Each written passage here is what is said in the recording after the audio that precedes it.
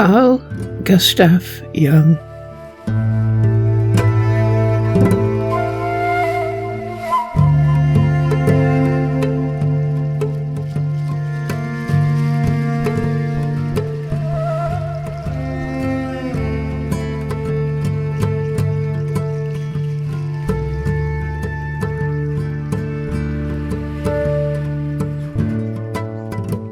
Carl Gustav Jung, July the 26th, 1875 to June the 6th, 1961, was a Swiss psychiatrist, an influential thinker, and the founder of analytical psychology.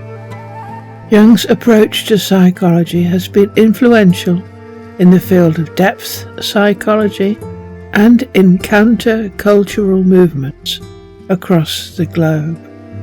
He defined concepts like synchronicity, archetypes, the collective unconscious, and extraversion and introversion.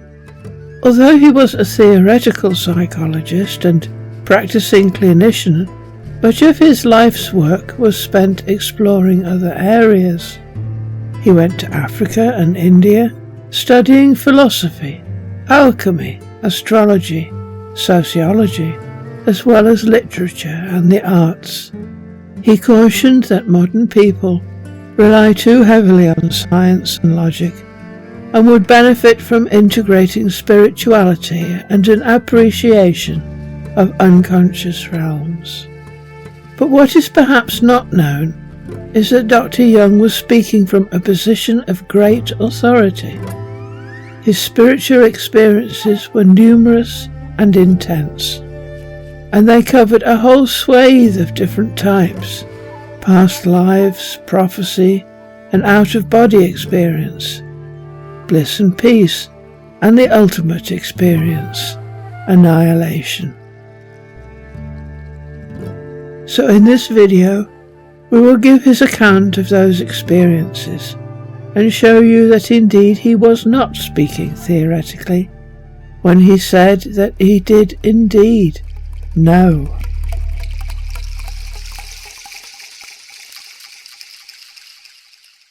Past lives. Jung thought that the immortal soul or self, that which survived death, consisted of a core consciousness, the self or higher spirit, together with a record of its past lives and present life to date. When the person was alive, the life would be lived by a personality suited to the task, where every personality developed one or more symbolic masks to match the persona, like the old man. But the current life and past lives recorded stayed as a sort of sequential log with the person through a succession of births and deaths in the order it was lived. But he also felt his future, beyond death, had also been mapped out. In other words, his next life had been planned. Carl Gustav Jung. Memories, Dreams and Reflections. My life, as I lived it, had often seemed to me like a story that has no beginning and no end. I had the feeling that I was an historical fragment, an excerpt of which the succeeding and preceding text was missing. My life seemed to have been snipped out of a long chain of events, and many questions had remained unanswered. Why had it taken this course? Why had I brought these particular assumptions with me? What had I made of them? What will follow?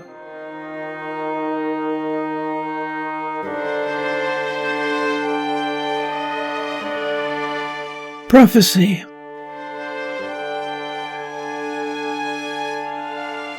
In this vision, Jung might be prophesying either World War I or World War II, but there is also good reason to believe this was a premonition of climate change. Carl Gustav Jung, Memories, Dreams and Reflections. In October, while I was alone on a journey, I was suddenly seized by an overpowering vision. I saw a monstrous flood, covering all the northern and low-lying lands between the North Sea and the Alps. When it came up to Switzerland, I saw that the mountains grew higher and higher to protect our country. I realized that a frightful catastrophe was in progress. I saw the mighty yellow waves and the floating rubble of civilization, and the drowned bodies of uncounted thousands. Then the whole sea turned to blood. An inner voice spoke, "Look at it well. It is wholly real, and it will be so. You cannot doubt it." The vision lasted about 1 hour. I was perplexed and nauseated and ashamed of my weakness. An out-of-body experience. Jung had a heart attack from which he recovered, but when he was in hospital he had this vision. It is actually an out-of-body experience. At the time Jung wrote this, there had been no planes or spacecraft of any kind travel to this height, or for that matter take photos at that height. No one knew what the view from that height looked like. Carl Gustav Jung, Memories, Dreams and Reflections. It seemed to me that I was high in space. Far below I saw the globe of the earth, bathed in a glorious blue light. I saw the deep blue sea and the continents. Far below my feet lay Ceylon, and in the distance ahead of me the subcontinent of India. My field of vision did not include the whole earth, but its global shape was plainly distinguishable, and its outline shone with a silvery gleam through that wonderful blue light. In many places the globe seemed coloured, or spotted dark green like oxidized silver. Far away to the left lay a broad expanse, the reddish-yellow desert of Arabia. It was as though the silver of the earth had there assumed a reddish-gold hue. Then came the Red Sea, and far, far back, as if in the upper left of a map, I could just make out a bit of the Mediterranean. I could also see the snow-covered Himalayas, but in that direction it was foggy or cloudy. Later I discovered how high in space one would have to be to have so extensive a view, approximately 1,000 miles. Iris Gamus and Bliss and Peace. Pardes Rimonim, meaning orchard of pomegranates, is a primary text of Kabbalah, composed in 1548 by the Jewish mystic Moses ben Jacob Cordovero in Safed, Galilee. Iris Gamus means holy or sacred marriage, and is the symbolic union of the masculine and feminine archetypes to create one composite soul. It should not involve literal sexual intercourse, as it is purely symbolic. It is used in alchemy and in Jungian psychology. The end result is a symbolically androgynous soul, with both male and female characteristics. Carl Gustav Jung, Memories, Dreams and Reflections. It was as if I were in an ecstasy. I felt as though I were floating in space, as though I was safe in the womb of the universe, in a tremendous void, but filled with the highest possible feeling of happiness. This is eternal bliss, I thought. This cannot be described. It is far too wonderful. Everything around me seemed enchanted. I was, so it seemed, in the Pardis Rimonim, the garden of pomegranates.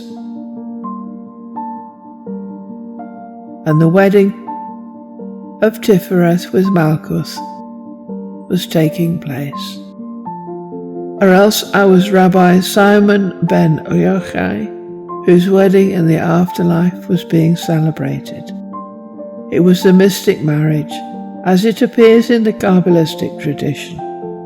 I cannot tell you how wonderful it was. I do not know exactly what part I played in it. At bottom I was myself. I was the marriage. And my beatitude was that of a blissful wedding. Gradually the garden of pomegranates faded away and changed. There followed the marriage of the Lamb in a Jerusalem festively bedecked. I cannot describe what it was like in detail. These were ineffable states of joy. Angels were present and light. That too vanished. And there came a new image, the last vision. I walked up a wide valley to the end, where a gentle chain of hills began. The valley ended in a classical amphitheatre. It was magnificently situated in the green landscape. And there in this theatre, the Hieros Gamos was being celebrated. Men and women dancers came on stage, and upon a flower-decked couch, Father Zeus and Hera consummated the mystic marriage, as it is described in the Iliad. All these experiences were glorious. Night after night I floated in a state of pure bliss, thronged round with images of all creation. It is impossible to convey the beauty and intensity of emotion during these visions. They were the most tremendous things I have ever experienced.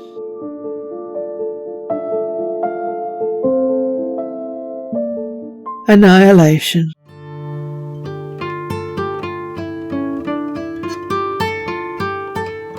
The ultimate experience on the spiritual path.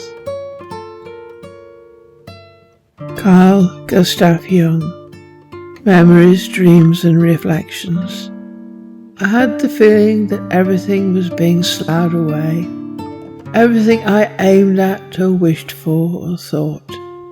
The whole phantasmagoria of earthly existence fell away or was stripped from me, an extremely painful process.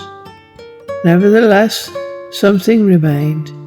It was as if I now carried along with me everything I had ever experienced or done. Everything that had happened around me. I might also say, it was with me and I was it. I consisted of all that, so to speak. I consisted of my own history, and I felt with great certainty, this is what I am. I am this bundle of what has been, and what has been accomplished. This experience gave me a feeling of extreme poverty, but at the same time of great fullness. There was no longer anything I wanted or desired. I existed in an objective form. I was what I had been and lived. At first the sense of annihilation predominated, of having been stripped or pillaged, but suddenly that became of no consequence. Everything seemed to be past.